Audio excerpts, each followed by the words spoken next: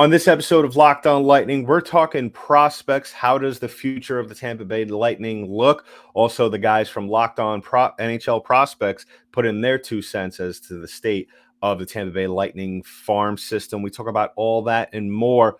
But first, let's play that music. You're Locked On Lightning, your daily podcast on the Tampa Bay Lightning. Part of the Locked On Podcast Network, your team every day.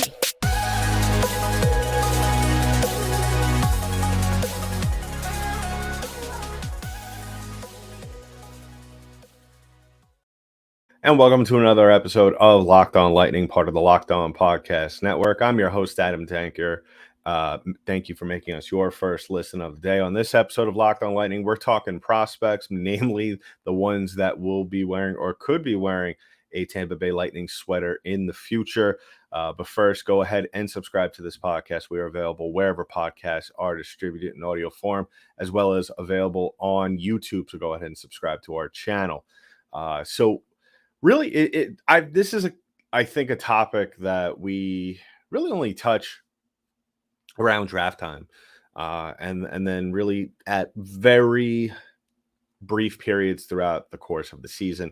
And that is because in recent years with the Tampa Bay Lightning, really what it's come down to is that the Lightning haven't had to dip a lot into their farm system. I mean, you've had players up and down here and there. I mean, you've had players who have had experience before already, or had some experience to a certain degree to where almost we don't really view them as these still unpolished gems or diamonds in the rough or whatever you want to call them.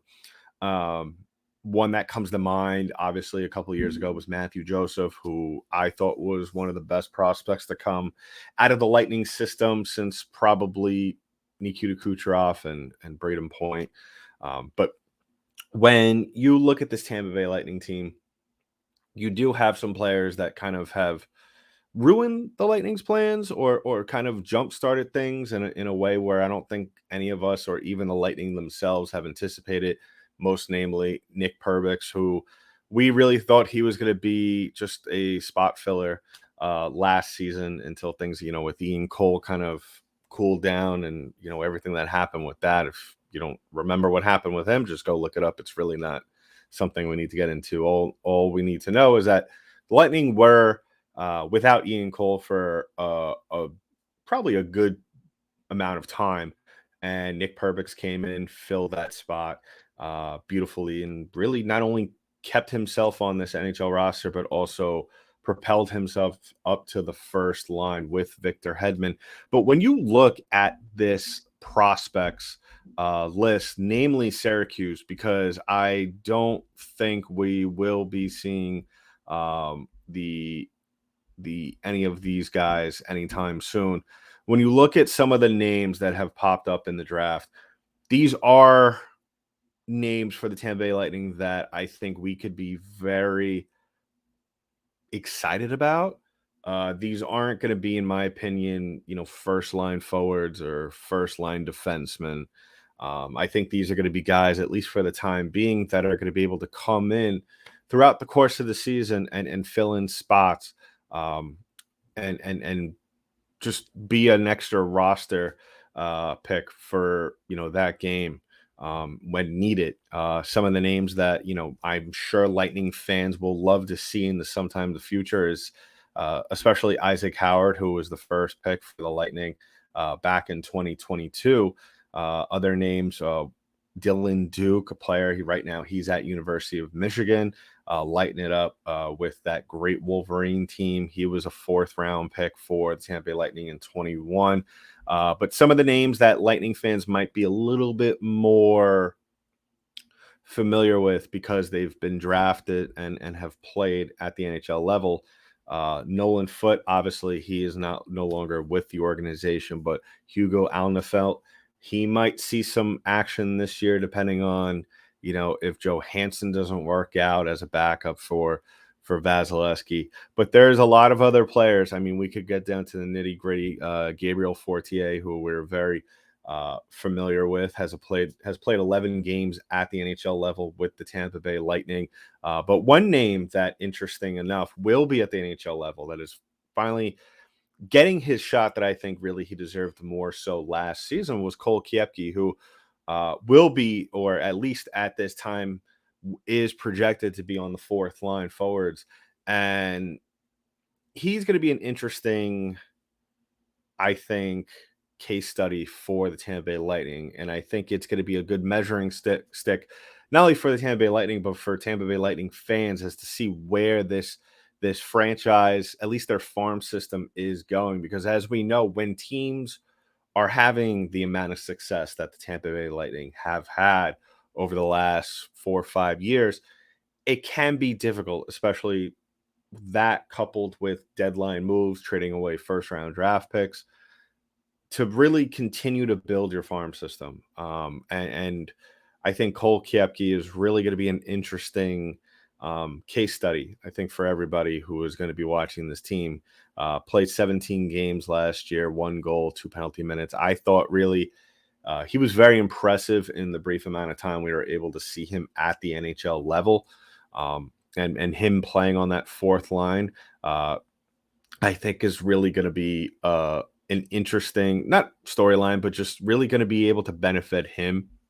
Because as we've seen in past years with the Tampa Bay Lightning, especially with their younger players, when you throw them on that fourth line, I think there's not as much pressure for these guys to perform right away. All they got to do out there is really go out and play the basics. And that's just play physical and limit chances and just really play, just be showstopper for your team. And I think that Cole Kiepke, with what we were able to see out of him, like I said, I mean, there's so much more to his game that we have not been able to see. I mean, you really can't get a feel for what kind of player a guy is going to be in only 17 games. I think once he plays a full season, I think we could kind of get an idea, or at least, if he could get to the 80 game mark this year, barring, injury or, reshuffling of the lineup. I think that really, like I said, it will be a testament to see what kind of player he is, not only, but also to where the rest of the system is, and what kind of, what should we expect from some of these players. Because I think it is very telling when a player comes up, as in the past couple of years from Syracuse. A lot of these players, they do all the little things right. I think that's what we could all say about these Lightning players. You look around the NHL, the prospects that are coming up that are not necessarily superstars. Sometimes those guys aren't really, ready to be at the NHL level, not because necessarily because their body isn't ready. I think it's more so because of their mental state, where they're at. Listen, a lot of people, we always talk about how the NHL season could be very grueling physically, but I don't think a lot of people really take into account how grueling the NHL season can be mentally and emotionally for guys that really have not played at that level full time. So, I'm not expecting Cole Kiepke to have a phenomenal season in terms of, Calder Trophy. I don't even know if he's still eligible as a rookie. Probably not. But when you look at him and what the expectations should be for him, at least, I think it's just you look at kind of what we saw out of maybe Alex Barre-Boulet, maybe a little bit, not as much. Obviously he has a little bit more size than him, Cole Koepke does. I still feel that Barre-Boulet is still a player that, if he were to be able to get his chance, he could definitely put up a good amount of points, not to the extent to where he's playing on the second or third line, but that's a conversation and topic that we're going to have to stick a pin in for the time being. But getting back to some other players that I would hope that we see, if the Lightning aren't going to continue to dip into their minor league system. Because listen, let's not sit here and think that the Lightning are going to stick with the same fourth line all year. I mean, they pretty much have redone the entire fourth line. It's Glendening, Archibald, and Koepke. Archibald, an NHL veteran really at this point. Glendening, I really like what he has to contribute as well. All these guys are going to play physical on the fourth line, but at the end of the day, these guys are going to get hurt. They are going to be in situations or go through streaks where they're not necessarily going to play well. So, we have to look at the NHL level and really look at see is who is really going to be able to stand up for this Lightning roster. You have players like, and some of you Lightning fans who have been following the team for quite some time may actually recognize some of these players' names: Jack Finley, Jack Thompson, just some names to throw around. Like I said, I think Kiefke is one of the more NHL level ready prospects that the Lightning have. Another name that I really like is Gage Goncalves. I thought that in some of the highlights that we've seen of him, whether it be at Syracuse or at camp, I really just liked what he brought. He's a center. He's a big center. I'm not expecting him to be a scorer, but I'm expecting him to be kind of what we saw to a certain degree with Killorn. We're still far away from that. He was drafted in 2020, so he's still developing is what I'm trying to get at. So there's a lot of names that could be thrown out. There's a lot of names that we could speculate on. There's also the whole situation with Hugo Alnefelt, who I briefly mentioned before and who I've definitely spoken about on past podcasts when we're talking about the goalie situation, because, I was a big kind of proponent a couple of years ago of trading Alnefelt. He was a very, at that point, he was a very big time goalie prospect, not to the level of what you would see maybe out of when Sorokin was coming up through the NHL level, or even when Vasilevsky was coming up. But he was one of those guys where people got excited about him, and I thought he would have been a good trade chip. But the Lightning have stuck with him. I wasn't very overly impressed with him at the Junior World Championships with Sweden. But you know what? That limited sample size, as I say with a lot of things, doesn't really tell the whole story. So I would expect him at the NHL level as well. But yeah, it will be interesting though this upcoming season with injury, with how the Lightning are playing, how they're willing to go into the prospect pool. So we'll definitely keep an eye on that. Let me know in the comments below what you think. Who are you most excited to see come up from Syracuse? Not really expecting anybody from Orlando to be up anytime soon, but you never know. You never know. Someone might really dazzle down with the Solar Bears this year at the ECHL. So we might be a little bit surprised this year, but coming up on the next segment, we'll have the guys from Locked On NHL Prospects.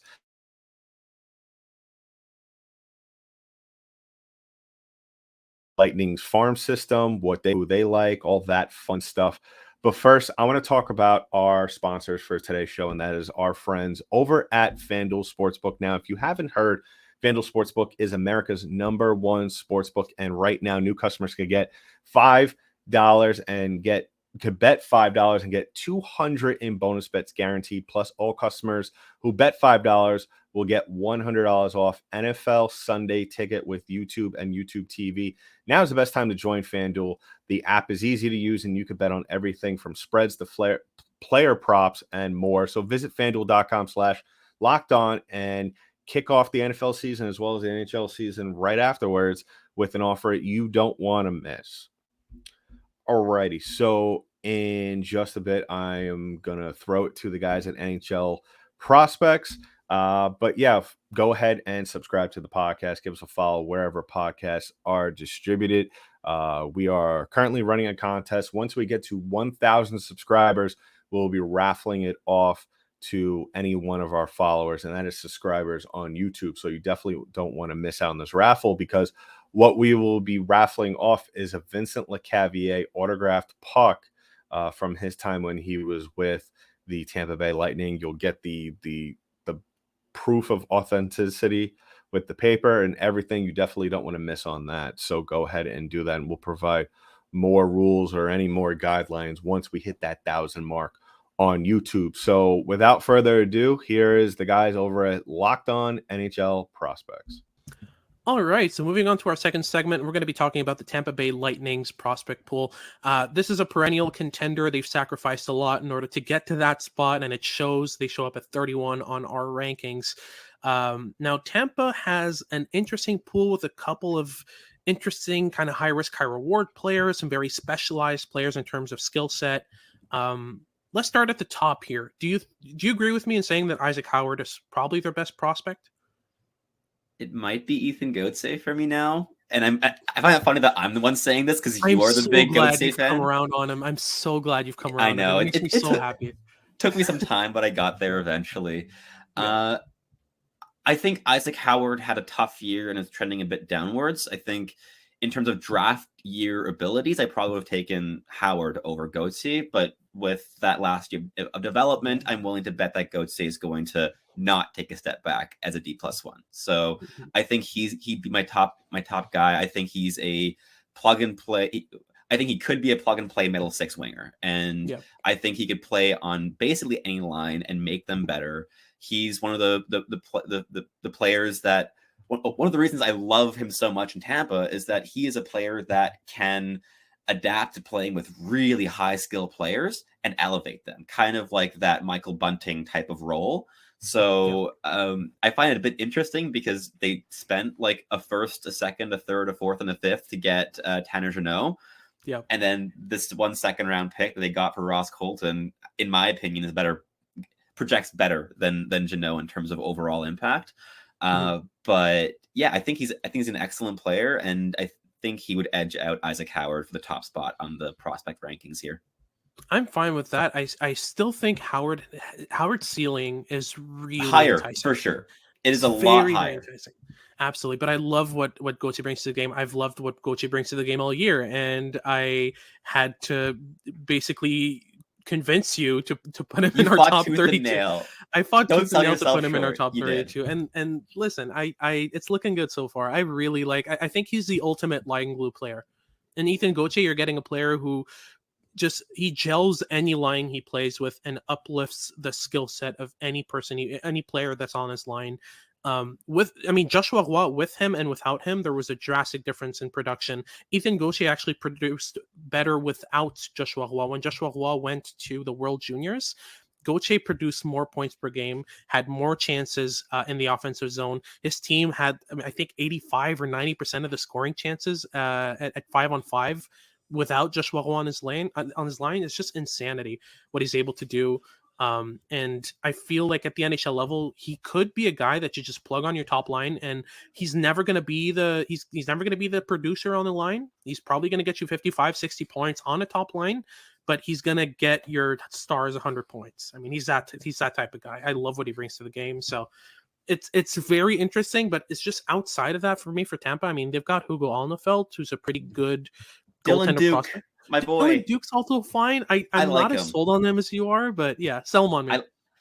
I like Dylan Duke a lot. In his draft year, he was basically the best player in the draft class as a net front presence, and that was literally it. He had that one skill, and that was everything he was amazing at. And to me, that was worthwhile taking the top 3 rounds. So he was the last player that fell in that 2021 draft that I would have been banging the table for. And I think he's progressed tremendously well at Michigan, which, surprise, surprise, Michigan developed players well. Who would have thought? But he's really diversified his game. He's still a tremendous net front presence, but he's a lot better as a give and go player. He's not the strongest skater, and he's not going to be a big puck carrier that dynamically enters the zone. That's not his game at all. But he plays a gritty and respectable style that I just like a lot. And I think it slots quite seamlessly into a bottom 6. And it really fits what Tampa has been trying to build in their bottom 6 of super high energy, elite forechecking, not necessarily point production. But the nice thing with Dylan Duke is he can be that player at 5-on-5, and then he can be your net front presence on a PP1 or a PP2. And that gives him versatility. And I really like that. Now, I don't think that type of player should be in your top 3 best prospects, which is why Tampa is so low on our rankings here. But I do think he's a really fun prospect that I think that there's a better chance than not that he becomes a good bottom six piece. Yeah, no, absolutely, fully agreed. Yeah, my read on him is just I understand the versatility. For me, I have trouble seeing a defining standout trait that'll make him kind of, if he's not able to skate at an NHL level, if he's not able to keep up with the forechecking pace that's required at the NHL level, what skill can he fall back on in order to be a productive NHLer? I don't really see that. I like the goal scoring, I like the net front game, but not to a level where I'm convinced that he's got 20 goal potential. But time will tell with Duke. I think that he's one of the less raw players outside of the NHL for me. He's got the frame, he's got the physicality, he's got the intelligence, the awareness to kind of figure it out at the NHL level, but not in a kind of line defining role for sure. We're going to see how he develops in the AHL this year because he signed his ELC, I believe, and I could also see him kind of topping out as an Alex Barré-Boulet, who kind of just like dominates the AHL. Yep. And with every NHL opportunity where you always think like this should be the time it works, it might not, just because the skating, the processing speed might not be quite at the level that they need to be. But as of right now, I'm still kind of hopeful. But we'll see how he produces and continues to improve in the AHL against pro competition. Absolutely. And one quick shout out to Roman Schmidt, who was a pick that they made a bit high for me personally, but Schmidt has all the makings of a bottom pair NHL defenseman, which is, I mean, at this point with the core that they have, I'd be very surprised if they start going for the high risk, high reward guys. So Roman Schmidt he's right in the wheelhouse of what a contender should be making as a pick, especially when your core is locked down for the next 5-6 years. So they're fine with that. Yeah, two more names I'll bring up. Three actually. They have some interesting depth guys that probably won't make it, but are interesting for various reasons. Lucas Edmonds, who they picked way too high last year after a massive season of production in Kingston, where he outproduced Shane Wright in his own draft year. But he was 20 years old, and he's a fantastic handler in space, but he struggles in small area scenarios, which is not ideal for a shifty winger who really has no physical game. Yeah, exactly. And he struggled in the AHL because it's tough with his style. Jack Finley and Maxim Groshev are two other players that have some skill and flash some interesting things. I don't know if I'd bet on them, but I wouldn't necessarily bet against them becoming decent AHL guys that can plug holes in the NHL when need be. But I think the fact that we're getting to these players already it tells a lot. It speaks to the level of the Tampa prospect pool. It's not the deepest, but there are a couple interesting names. All right, so you have it there. I just feel like Ethan Gauthier is definitely going to be a guy who we're definitely going to keep our eyes on until he is ready for the NHL level. It seems like the common conception, not only between the guys at NHL prospects, but around the league, is really that Ethan Gauthier, that was a great pick this year for the Tampa Bay Lightning. But I will caution everybody, as well as with some of the other prospects that either they discussed on NHL prospects or I brought up as well, is that a lot of these guys that we do have somewhat high hopes for, Isaac Howard especially, these are teenagers. They're going to take a while to produce and to grow and to get better. The Lightning right now aren't in the business of picking players that are 18 and are going to come out and be able to contribute at the NHL level right away. As exciting as those guys are, the chances are when you do pick those guys, that means that you're not doing well and you're picking top 3 picks. And we've seen in years past when the Edmonton Oilers, they're a great example because, they were not good whatsoever. It seemed as though they had the first pick almost every year, if not every other year. And that's why they have Nugent Hopkins. That's why they have Connor McDavid and Draisaitl. So I'll take the Lightning being Stanley Cup final contenders and drafting, I would say, maybe these mid-level prospects over just having very bleak years, as maybe some of ththese other NHL franchises have had over the last 5-6 years. So let me know in the comments below what you think. I think that, the Lightning, even though they are ranked last, at least in the NHL prospects list, and I'm sure it's not only that, it's other outlets as well, other than Locked On, that they are ranked that low.